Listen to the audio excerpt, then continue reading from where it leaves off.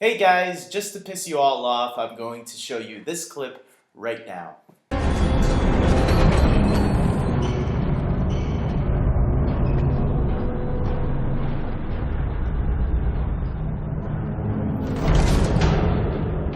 Hope you liked it.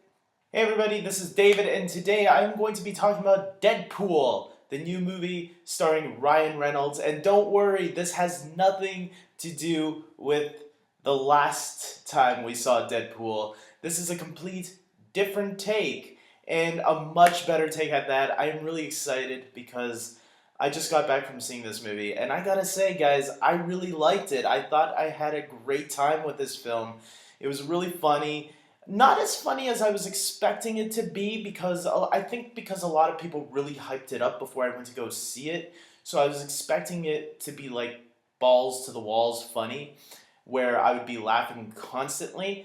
And even though I wasn't laughing constantly, I was still laughing at a lot of the jokes, and I really had a great time. Like I said, I think Ryan Reynolds owns this role. You know, we saw him play it a little bit in the beginning of X-Men Origins Wolverine, which was a movie, that I thought I enjoyed. And I know a lot of people hate it though, and I get why, and I wouldn't defend it because I get it.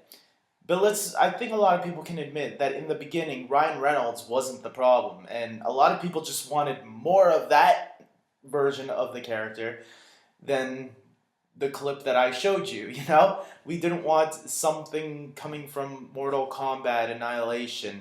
And yeah, not only do we get Ryan Reynolds how he was sort of in the beginning of X-Men Origins Wolverine, we go him going to the next level. Like, he is definitely playing this character out of this world. Someone that actually breaks the fourth wall, which was really different for a superhero movie to tackle. We never seen a superhero movie take that and try to make that into a movie. So this was actually really fun.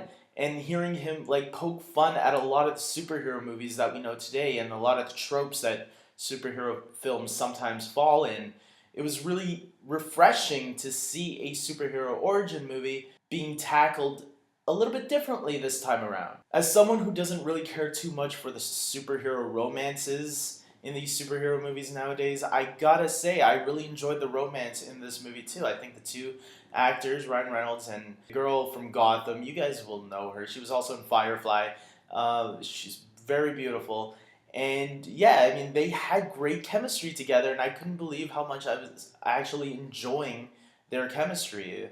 It kind of reminded me a little bit of Pepper Potts and Tony Stark, except less arguing and more. You just enjoy seeing them on screen together, and you're rooting for this couple. The villains, I could say, are probably not bad, but they're not the most important part of the movie for me. I just enjoyed seeing Ryan Reynolds as this character and seeing him have fun. But yeah, he did need an obstacle, and the obstacle is there for him to defeat at the end of the day. I really loved Colossus in this movie. As someone who thought Colossus was just a throwaway character in the original X-Men trilogy as well as in Days of Future Past, I really felt the character actually really worked here and really had a little bit more personality than he did in the original X-Men films. So I hope we get to see more of this Colossus next time, as long as he's in that more comedic trope, because I feel like if you play with him more seriously, like if you put him into the next X-Men movie and have him act like this, he won't work. He'll be a lame character. But because he's the straight-faced Boy Scout, if you will, I think he works off Deadpool really good. And I can see him working off with against some other X-Men characters really well too, if written right. So with all that being said, guys, I'm giving Deadpool an 8.5 out of 10. A lot of people really hyped it up for me, and I was expecting this to be like a 10 out of 10 and a 9 out of 10, how people were talking about it. And even though I didn't give it any of those two, I still really enjoyed it. So don't let the 8.5 out of 10 take that away from you. This is still a really enjoyable film, and I definitely recommend people to go out and see it. Now remember, this is a rated R film, and they don't hold back on the R. This is like definitely very violent And there's a lot of nudity in this movie. Not full frontal nudity. At least, okay, maybe there is actually. And it probably has one of Stan Lee's finest cameos to date. All I'll say is strip club. So keep your eye out on that, and yeah, I say go see the movie. Go support this movie, especially if you're someone that wants more rated R superhero films out there. Because superhero films, when it comes to rated R, anyways, it's harder to attract a larger audience. And if more people support those type of movies, like if more people supported Kick Ass or Blade, or any of those films, which did good but could have done better. Go out and see this movie, support it. This is the way Deadpool should be seen. And as someone who feels that characters don't always have to be rated R, that's big coming from me. And I'm going to leave it at that.